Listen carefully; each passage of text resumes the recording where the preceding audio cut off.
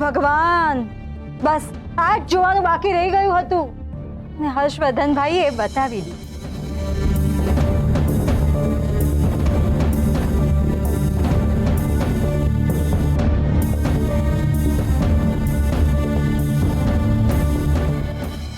એક મિનિટ, તમારો સાફો.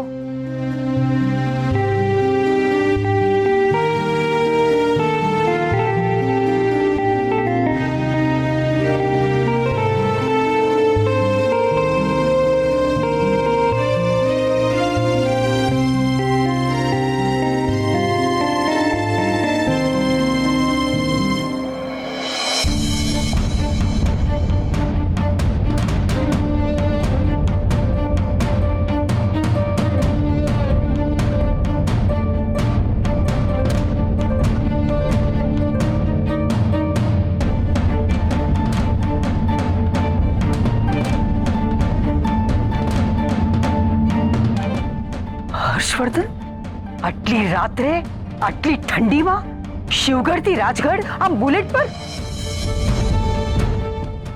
વાહ, નવી લક્ષ્મીના પગલા શુભ કહેવાય હે ને બા?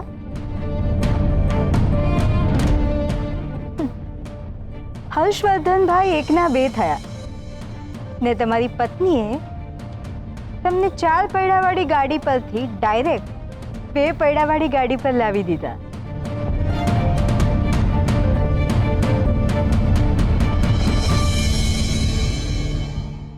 હર્ષવર્ધન, આ શું છે? આ કઈ રીત છે? અરે મોટાભાઈ, ત્યાં ગાડીનો પ્રોબ્લેમ થયો એટલે બુલેટ લઈને આવવું પડ્યું, અને અણીના સમયે બુલેટ પર આવવાનો નિર્ણય લેવો પડ્યો. અરે તો અમને ફોન કરવો જોઈતો હતો ને. મેં એક નહીં 25 ગાડી મોકલી દીધી હોત. વિક્રમસિંહને એમની લાયકાત બતાવી દીધી હોત. પોતાના જમાઈ માટે ગાડીની વ્યવસ્થા ના કરી શકે? તે જમાઈ છોડો, એમને એમની દીકરીનો પણ વિચાર ના આવ્યો. અડધી રાતે સુમસાન રસ્તા ઉપર આવી રીતે બુલેટ પર આવવું યોગ્ય છે? અરે મોટાભાઈ, એક ગાડીની વ્યવસ્થા કરી જ રહ્યા હતા, પણ એમાં બહુ મોડું થઈ જાય એટલે મેં બુલેટ પર આવવાનું ડિસિઝન લીધું.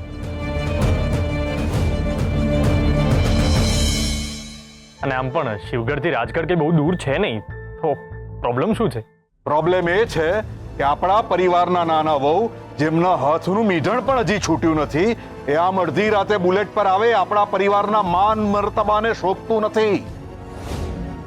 આ તમને કેટલી વાર સમજાવવાનું?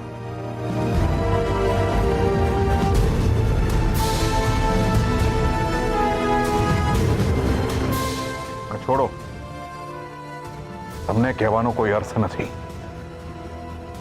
કેમ કે તમે તો હંમેશા પરિવારના નીતિ નિયમોને નેવે મૂકીને જીવ્યા છો, મન ફાવે એમ વર્ત્યા છો.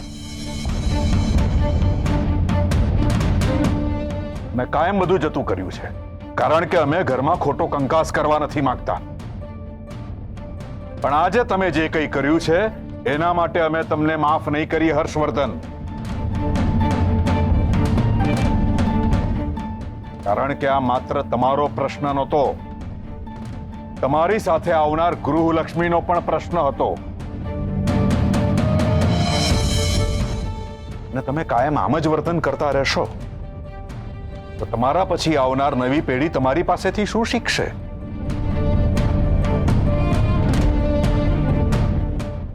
એ જ ને કે આ ઘરમાં મન ફાવે એમ વર્તી શકાય છે. રોકવા વાળું ટોકવા વાળું કોઈ નથી.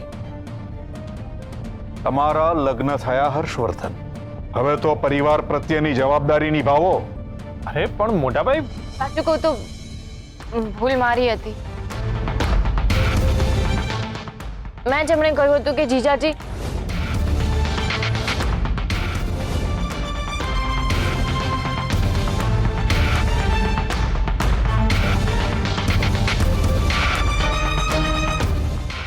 મેં જ એમને કહ્યું હતું કે આપણને ઘરે જવામાં મોડું થઈ જશે, બધા ઘરે રાહ જોતા હશે.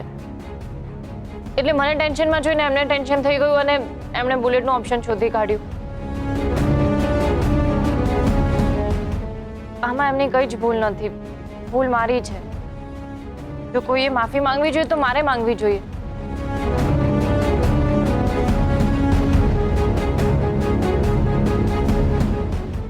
એટલે હું માફી માંગુ જ છું. સોરી.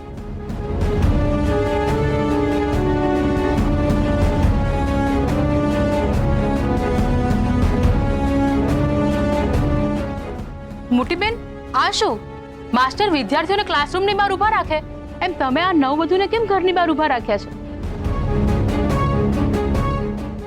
નવી બહુની પરીક્ષા થઈ રહી છે કે શું?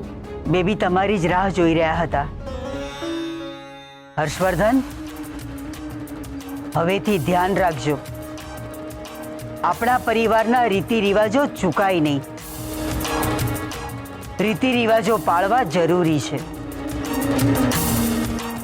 વેદિકા,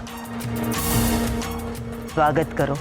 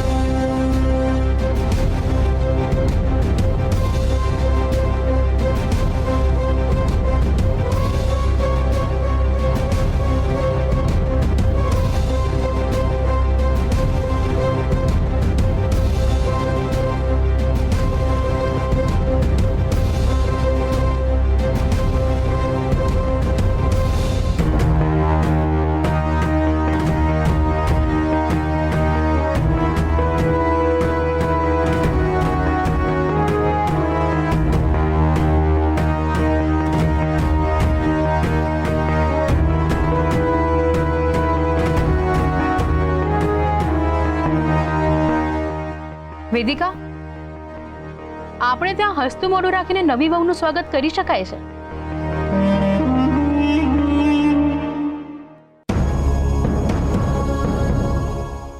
આહા હા, તમે હસો તો કેટલા સુંદર લાગો છો.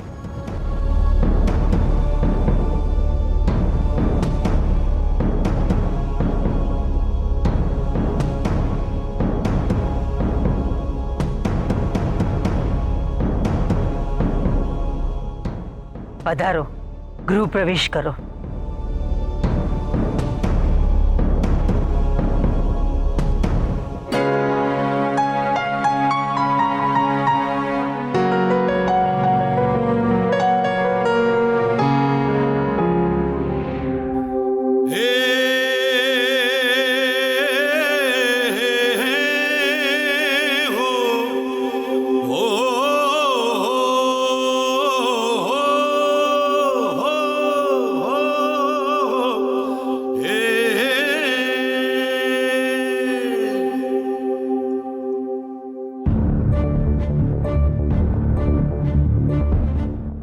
Thank you જીજાજી.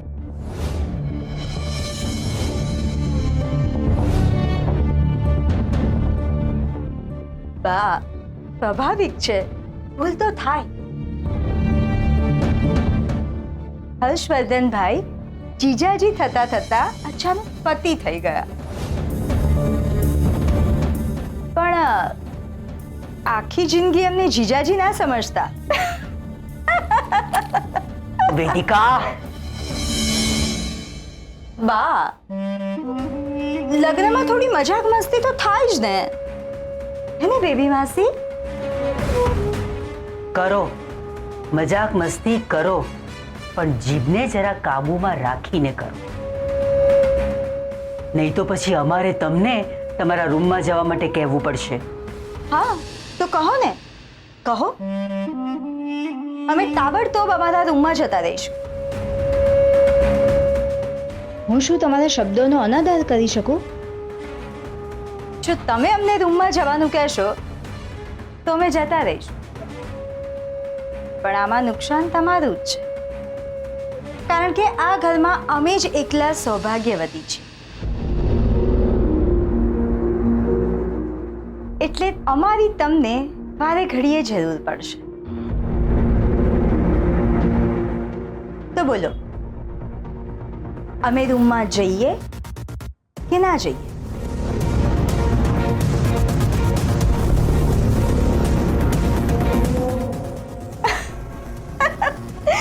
હવે તો મજાક કરીએ છીએ બા.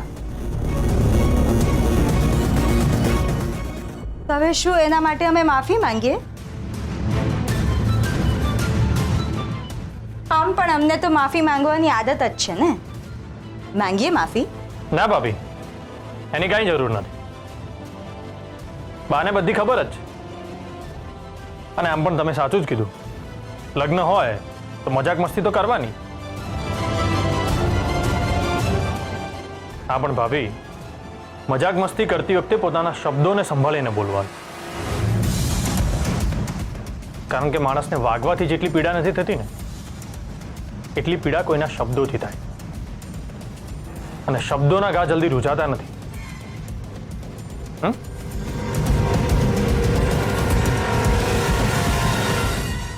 વાહ મારા હીરો વાહ, મને એટલે જ તું બહુ ગમે છે. ટૂંકમાં હર્ષવર્ધનનું કહેવું એમ છે કે હસવાનું ખસવું ના થવું જોઈએ. પત્યું. ચાલો પધારો. એક મિનિટ. મારી બેનપણીના લગ્નમાં હું ગઈ હતી ને, ત્યાં એ લોકો ગૃહ પ્રવેશ વખતે એકબીજાના નામ લેતા હતા. ચલો અત્યારે તમે બંને એકબીજાના નામ લો.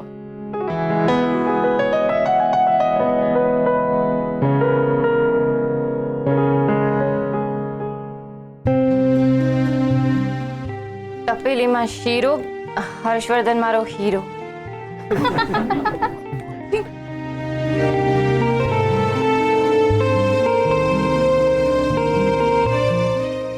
શીરાનું શાક ના થાય અને કેસરની વાત ના થાય. પત્યું. તો હવે પધારો, ગૃહ પ્રવેશ કરો. એક મિનિટ, અમે જરા દૂર જતા રહીએ. કારણ કે આમણે અમારા હાથમાંથી લોહી કાઢ્યું હતું. નવા વહુ અમારા માટે બહુ જોખમી છે.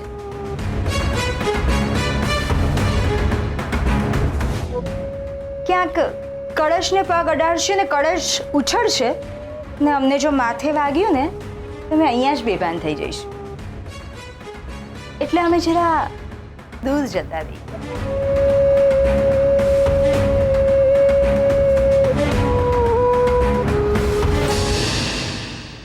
વહુરાણી, ગૃહ પ્રવેશ કરો. તમે આ ઘરના લક્ષ્મી છો અને આ ઘર તમારું છે. આ કળશના ચોખાને આખા ઘરમાં ઢોળાવા દો. પધારો.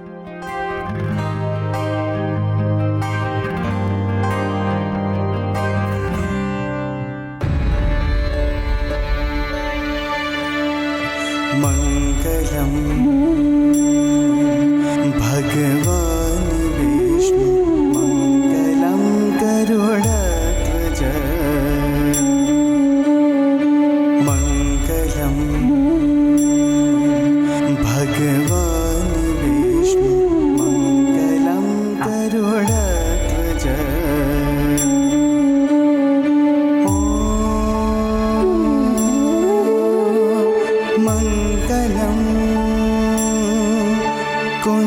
कुण्डलीकाक्षं मङ्गलाय तनोहरे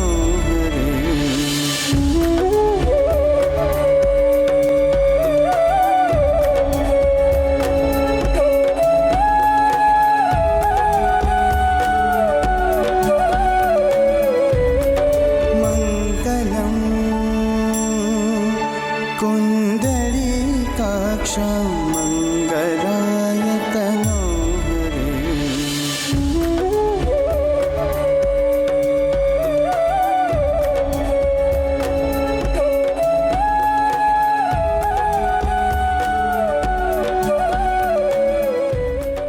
હે માડી, કેટલું મોટું ઘર છે. સોરી, ઘર નહીં, આ તો મહેલ છે, મહેલ. તમે હજુ અહીંયા જ બેઠા છો? એક કામ કરો, આજે તમે બેબી માસીના રૂમમાં જઈને ઊંઘી જજો. બેબી, અમને તમારા રૂમમાં લઈ જાઓ.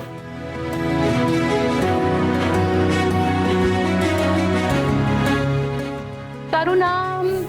ગોપી. હા, ગોપી. તું એની સાથે આવી છે ને? હા. તું ક્યાં ઊંઘીશ?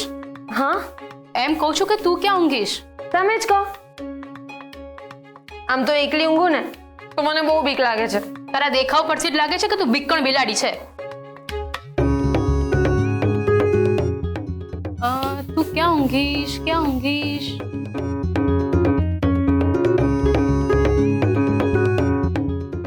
એક કામ કર, તું કેસર સાથે મારા રૂમમાં ઊંઘી જજે. પ્રમોદ, એ પ્રમોદ, આ બંનેને મારા રૂમમાં લઈ જા. તમે બંને આની સાથે જાઓ. હું બાકીના મહેમાનની ઊંઘવાની વ્યવસ્થા થઈ કે નહીં એ જોઈને આવું છું.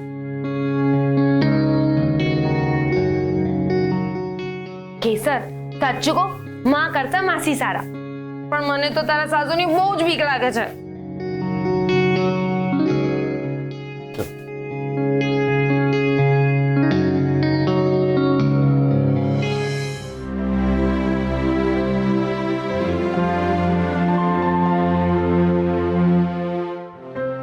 કેસર, તું ઘર છે.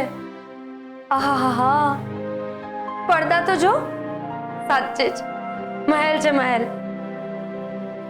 આ ઘર જો આવ્યા હોય તો જાણે પિકનિકમાં આવ્યા હોય ને એવું લાગે છે. બેબી માસીનો રૂમ તો જો. મારી બ્યુટી ક્વીન, તું તો આ ઘરમાં રાણી બનીને રહીશ. આ પેલી વેદિકાને જોઈને મને થોડું ટેન્શન થઈ ગયું હતું, પણ આ ઘર જોયું એટલે ટેન્શન જતું રહ્યું. કેટલું મોટું ઘર છે, તારે તો એની નજીક જ નહીં જવાનું. સુરક્ષિત અંતર, સુરક્ષા નિરંતર.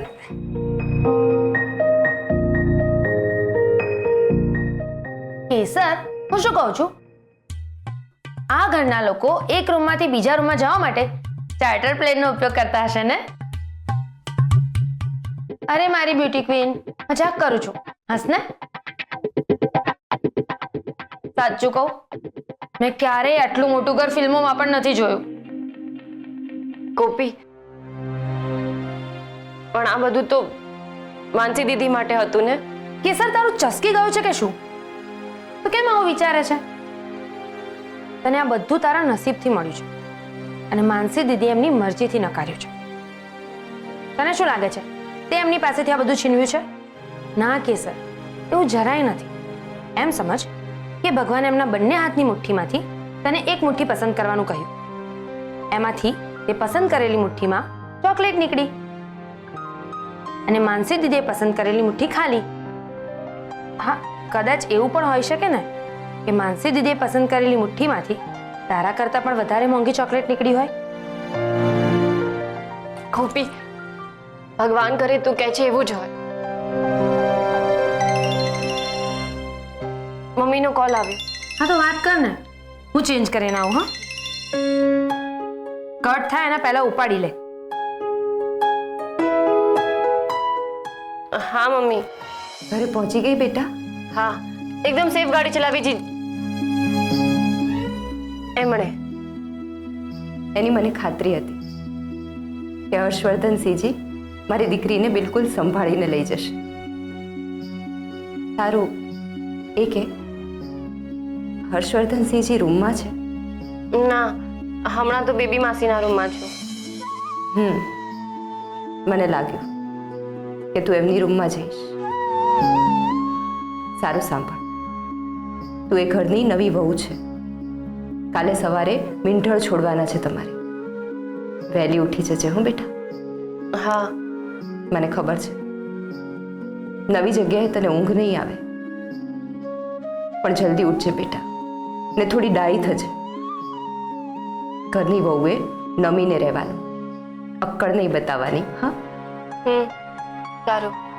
જીભ પર કાબુ રાખજે ને માથું ઠંડુ રાખજે. બધાના દિલ જીતી લેવાના છે તારે. હા. ને મોડે સુધી પડી ના રહેતી, જલ્દી ઊભી થઈ જજે. ઓલી ગોપી છે ને તારી સાથે, એને કહેજે તને ઉઠાડી દેશે. જો કે ના ના, એ ગોપી તારી જ બેન છે. એક કામ કર, એલાર્મ મૂકીને સૂઈ જા.